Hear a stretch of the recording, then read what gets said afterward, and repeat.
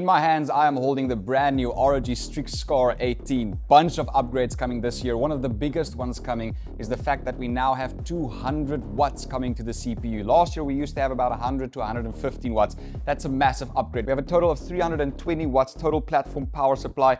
And also, we have some massive internal upgrades. Now, if you're looking for a desktop on the go, this is basically as good as it gets. One of the ways they actually made it possible to pump more wattages into this to get more output is by doubling the size of the fans, almost doubling. Look at the thickness difference in these two. They also made some massive changes to the vapor chamber. As you can see, this is the new version. This is last year's version. Funny enough, they also stole some architecture from the motherboard team. So now it is toolless upgradeability even on your laptop. By the way, subtle flex, that's 24 gigabytes of VRAM. What a beaut. Now, as always with the Strix, have a look at how easy it is to change out. Literally just pop the hood, boom. You have, oh wait, I should have switched it off first. Anyways, you can change that. That's really nice. It switches off itself. That's brilliant. It knows what to do. Oh, it just pops in. Brilliant. That looks amazing as well. I mean, the design stays more or less the same. It's a beautiful design. It's about 2 millimeters difference in the thickness, which is nothing you really notice, especially when you're buying something that's an on-the-go desktop laptop.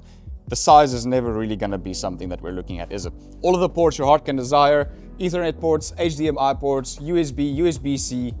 That's USB-C Thunderbolt 5. And also 10 gigabits per second USBs.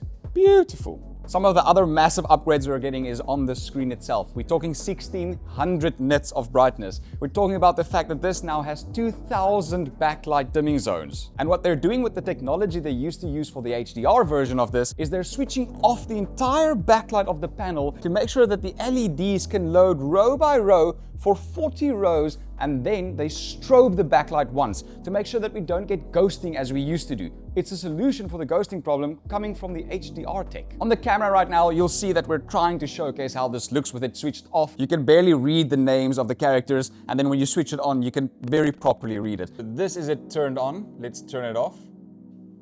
So try and keep a track of one of these names. It's almost impossible.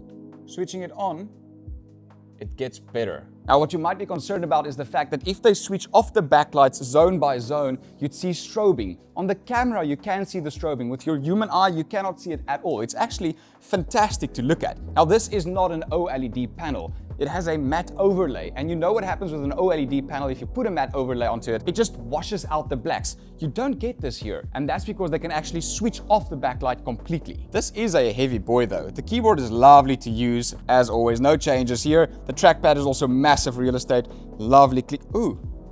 Oh yes, this is lovely. I haven't played with one of these in a while. And if you're into RGB, you get that, but just enough. Another feature I actually really like is the fact that I can unlock it with my face. It has a full HDIR, so infrared technology, to make sure that you can unlock this just with biometrics. Comes with Wi-Fi 7 and basically everything your heart can desire. That is a wrap-up of the ROG STRIX SCAR 18, launching here at Computex 2026.